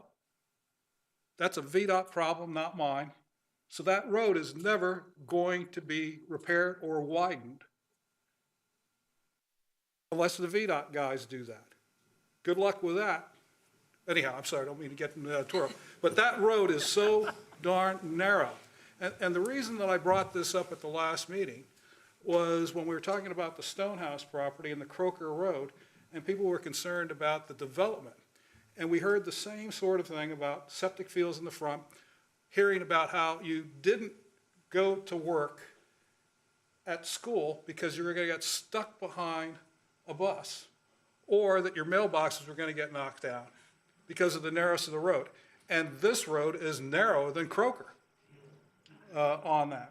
Now, so the questions and the concerns that the community raised, from my perspective, were never addressed, and we still have them to now.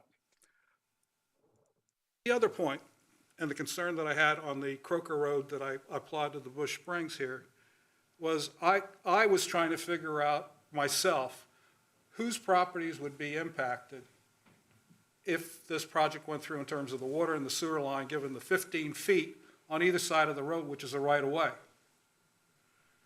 And so I looked at 7 properties, was fortunate enough that the Virginia Department of Health local office here in Williamsburg provided us the information in the short span. But I only asked for a certain amount, not all of it. And so I've heard this evening from at least 2 other folks that they're concerned about that issue that weren't part of the 7. Now, the other thing that I think is instructive about the comment from the last gentleman that was up here at 220 Bush Springs is when you go back and take a look at the record that the VDH guys provided us, you're going to see a track record that goes from 78, 77, 92, 18. And of whether it's water or it's a rearrangement of septic field or a replacement of a box. And I go back to the point that I was making before, is given the cost of if they have to hook up, given the age of their systems, it's cheaper for them to do the repairs and not to have to hook up if they don't have to. And so I think you've asked a bunch of questions in terms of trying to get at the cost of what this is to those applicants versus what it would be without. And so I'm bothered about that. And I think we heard this evening about members of this community that are on a fixed income. And being one of those people, I understand what that means. Okay? And I remember a lady coming here the last time that put $9,000 into a new system. I mean, that was a heck of an investment that she had to put out of her pocket for that. So I'm still very concerned that we don't know what the impact is on those septic and sewer and wells and those impacts. I mean, we just don't know. I mean, I appreciate the fact that we were able to at least get some idea, but all it did in my mind is raise more questions about how many other people were impacted about that. And so I'm not supportive. And it's the impact onto the community that's not being considered. That's what really bothers me about this. And I understand that they made on a show, but you could have, asked for more time. And we could have made a real positive effort to reach out to the community. And I know that we've done that in several other ones. As a matter of fact, the Hazel one was delayed, 3 months? So they had 3 different community meetings over the holidays so that they would accommodate people's schedules. So I would have expected something of that nature, at least, to make sure that the folks that turned out the last time and have showed up tonight would have at least been satisfied that their concerns were being addressed. No matter what the answer is. May not like the answer about the road, okay? But at least you would have known that that road wasn't going to get fixed unless the VDOT guys do it, okay? And so I would have hoped for that, at least, that some of the information that was provided to us and provided by the applicant would have at least been there. So that's where I stand. Thank you, Mr. Chairman. Snell? Okay, I want to thank everybody on Bush Springs Road who showed up tonight. I wouldn't drive that road at night if my life depended on it. I went down there. I could not believe how narrow it was. And when I came to the end, I had to back up and turn around. It just scares me, just even thinking about putting water and sewer down that road and digging up both sides of the road for however long it takes them to put that in. And then when I added up all these lovely numbers, I came up to 28,856. That would be an average for people to hook up to it. Another thing, it does not meet the comprehensive plan to go outside of the PSA, and we've shown that in the past. The road's too narrow. People are going to have trouble accessing their road or even getting out of their driveways during construction, even construction with the houses, but with the water and sewer too. So your road will be torn up for 2 years maybe. And I see a community of people that love where they live and are concerned about where they live, and they all know each other. And we don't have a lot of that anymore, and I think that's really important to have. And they all look out for each other. I think they take care of each other. And I just don't think we should inconvenience them with doing something like that that could potentially cost them a lot of money in the long run. So I will not support this. Dr. Rose? I'm not going to add too much because of what everyone else has said. What has been impressed upon me tonight is I think we're faced again with this question of, is it right for this piece of land without thinking about the broader issues? And it's a frustrating part of, I think, sitting up here that we often can't. And when I think about this development, 49 homes, if the line doesn't get extended, probably double that. I know it's going to get built. You have the right to do that. But it seems like a really poorly thought out plan to build 98 houses at the end of this road. We've heard from the community about the size of the road, and it doesn't sound like there's any plan to change that. And I know that we're not considering the road here as part of the discussion, but I can't imagine the impact this 49 or 98 homes is going to have on this community, aside from the cost of having to connect to this line when their septic system fails. And we heard that there's options, but at that point, there's no options. And for people on a fixed income to have to put in $30,000 to connect based on the estimates that we received, it's just that impact, along with what this development is going to mean, is just enormously significant. And I can't support this. I wouldn't support this development, even though I'm a huge supporter of what you're trying to do in terms of building low carbon footprint homes. I applaud that. I'm probably one of the greener people sitting up here, but I can't imagine burdening this community and putting them out in the way this proposal would. Dr. Rhodes? Mr. Rogers? So full disclosure, I watched you all on TV, so thank you for repeating it for me, but that was actually the second time. Because I don't want to repeat Mr. Kraft, who I thought was channeling me 5 seats over, I think that the idea of a PSA, I think it's a good thing, meaning there's a primary service area for a reason, and that is to encourage focus and growth back within your initial, city or county limits where your infrastructure exists, and perhaps not everything is up to scratch.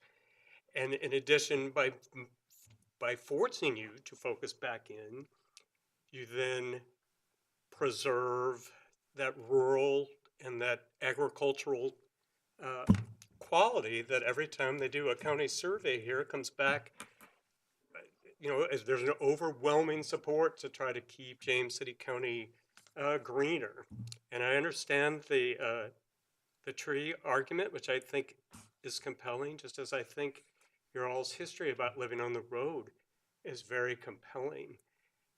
But I really can't get past the basic legal concept that we have a primary service area that I believe if you go ahead and you grant an extension as large as this one is, as was mentioned, we're not extending a variance, 25 to 30 feet to create some public benefit that we would all recognize. It's a neighborhood that sounds wonderful. It sounds, I think I heard 500,000 plus per homes. I mean, I'm all for people being able to live in wonderful things that they can afford, but I don't see that as an argument that overcomes the one that says the PSA should be protected in order to enforce this comprehensive plan that the county has adopted. So at least from my standpoint, I can't see supporting it. I do just want to make one more point, so we're all clear on this, at least I am. By developing this, by putting in 100 to 200% of the homes at the end of this compared to what exists along Bush Springs Road, you're turning this from a neighborhood into a pass-through. And I hope you consider that when you build this development, but that is what's going to happen. I happen to live off a road that is a pass-through, and it causes a lot of problems. And that's exactly what's going to happen here.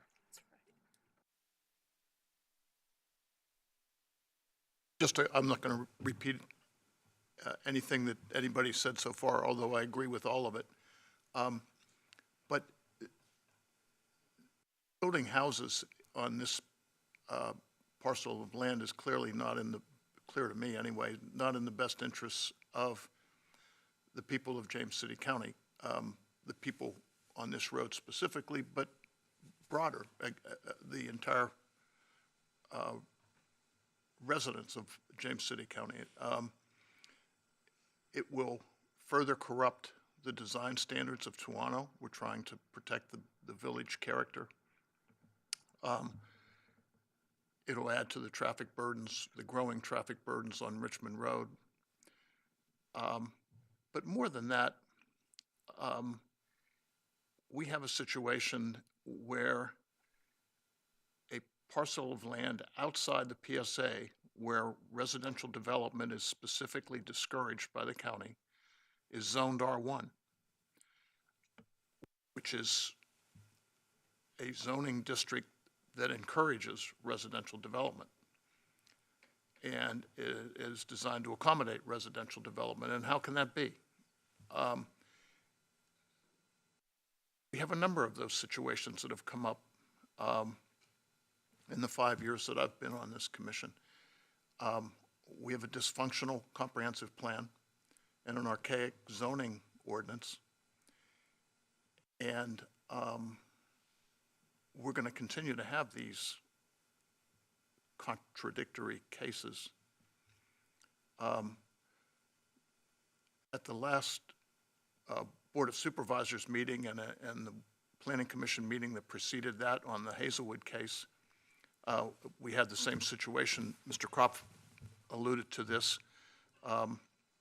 where the applicant heralded the use of a master plan, and if we didn't have a master plan, then it would fall back to by right use, which, and that was, the implication was that was clearly a substandard solution to the development of that county. Well, if the by right use, in that case, it was a B1 zoning district. If the by right use is so terrible, why don't we fix the zoning ordinance to make it not so terrible? Same here, same case here.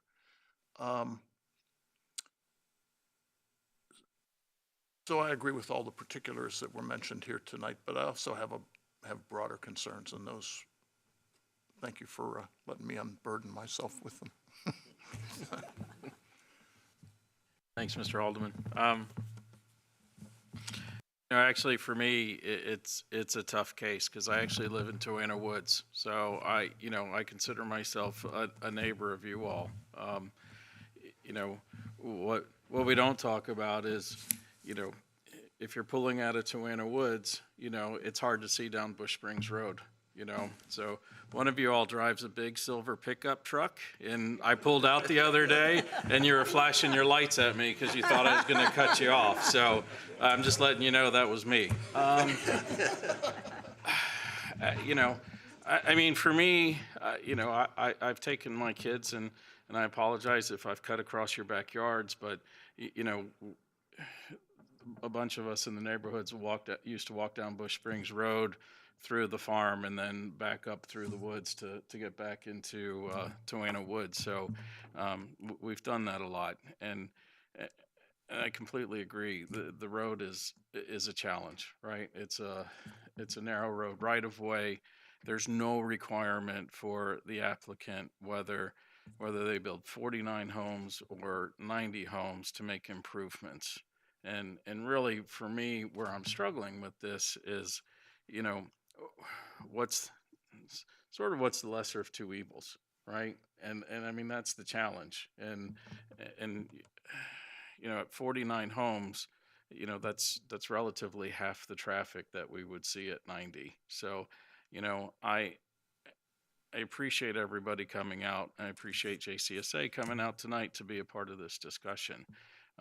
But I really struggle with this, and for the folks that live down Bush Springs Road and the folks in Toanna Woods, just to answer a couple of the questions that came up before and again today, there's no water and sewer in Oakland.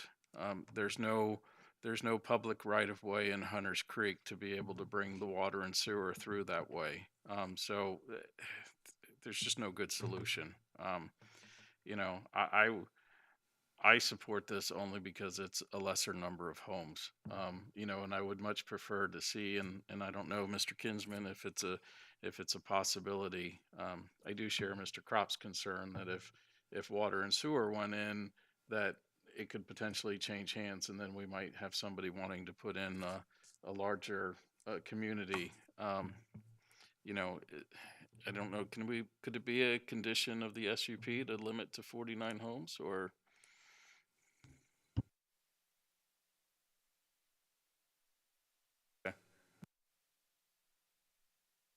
Thank you. You know, I know there was a question earlier about, you know, whether or not the extension could, you know, when we did Jolly Pond Road, the two schools, we extended that and said, no, we couldn't have any additions to that line. And I think that's where Mr. Epstein was going earlier tonight. You know, we have extended water and sewer and said there could be no additional connections. And then when Deer Park came along, we ended up looping into it and adding to it anyway. So I think that's where Mr. Epstein was coming in. So, you know, I appreciate all the comments tonight, and it is a tough one, and you know, but for me, it's a vote of a lesser of two evils, because we would be less of an impact on the environment in producing this and putting this down to 49 homes. So. I wanted to disclose the fact that I talked with Mr. Getty today. You didn't ask for disclosures at the Thanks. meeting. Yeah, I have a note I forgot to ask earlier. I spoke with him also, yeah. So, any other disclosures? Chairman, I'd like to make a motion, if that's all right. Yes, Mr. Crop? I would like to make a motion to deny SUP 21-0023 Bush Springs Road Water and Sewer Extension.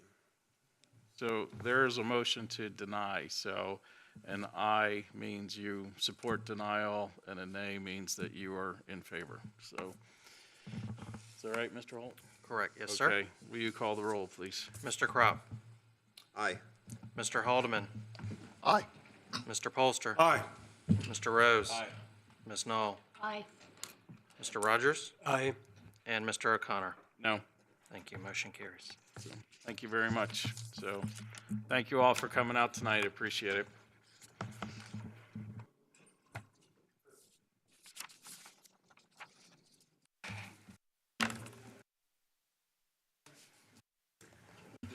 I thought I was going to be more depth.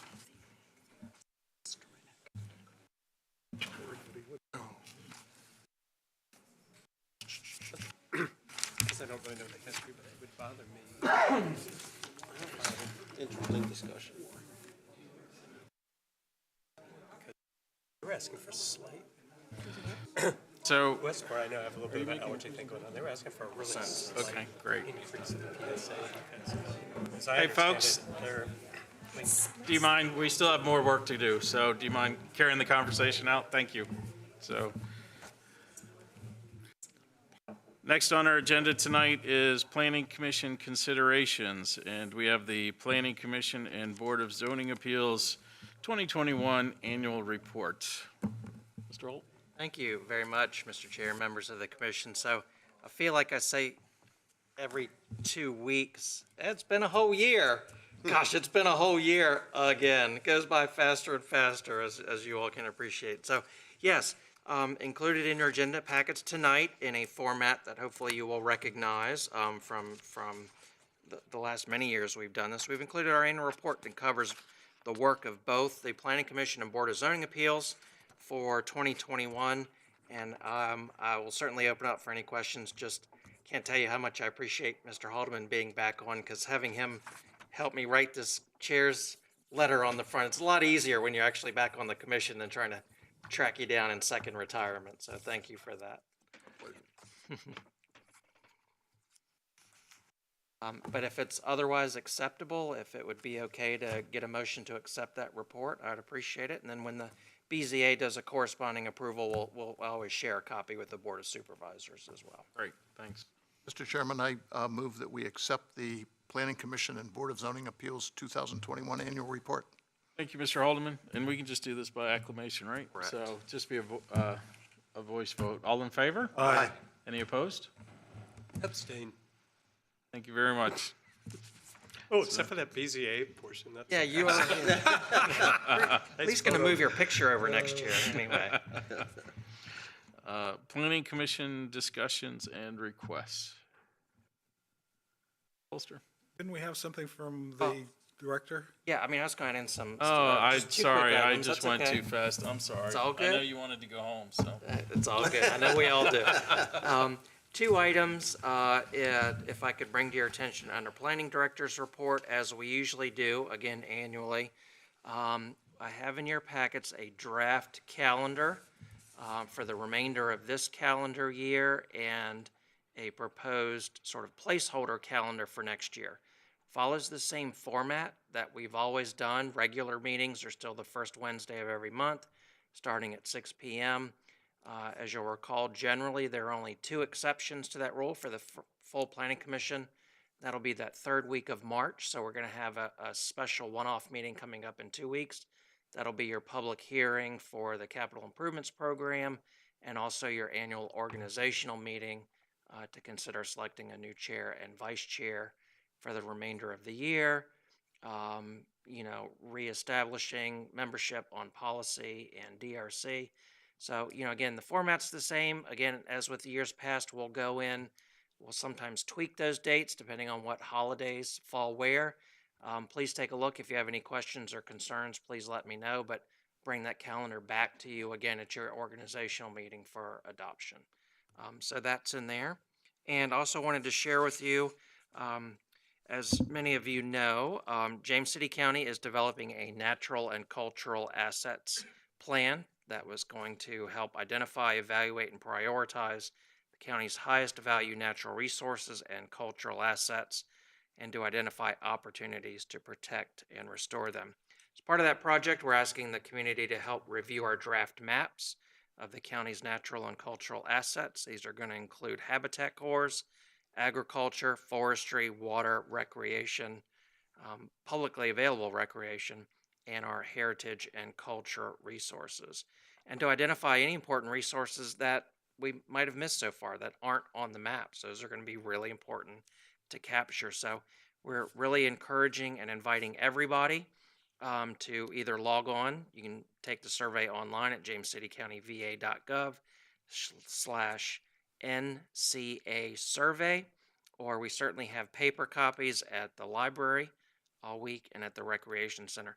Survey window is going to close next Monday, March the 7th, but if you can, please take an opportunity to log in. We'd really appreciate and value your input. Thank you, Mr. Chairman.